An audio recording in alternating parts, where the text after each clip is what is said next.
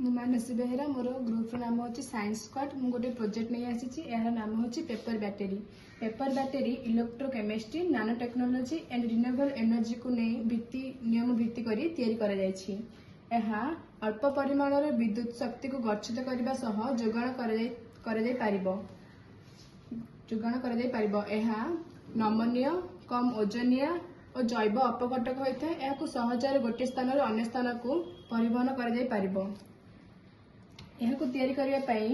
आवश्यक उपकरण गुड़िक होउछि पेपर सीट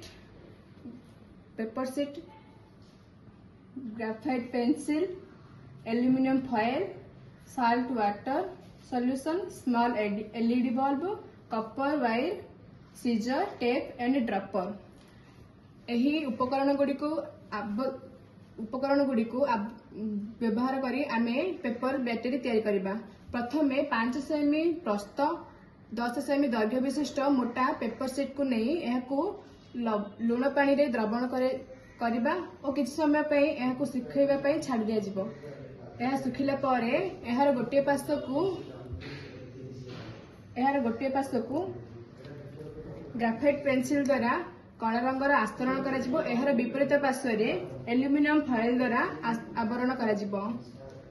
आमे एहाकू नामकरण करबा। ग्राफाइट पेंसिल थिबा आवरण को विजुक्तात्मक और एल्यूमिनियम फॉयल थिबा आवरण को जुक्तात्मक रे नामकरण करा। एल्यूमिनियम और ग्राफाइट उभय पार्श्व को तंबा तार द्वारा संयोग करा। तंबा तार रो उभय पार्श्व रे टेप द्वारा आवरण करा।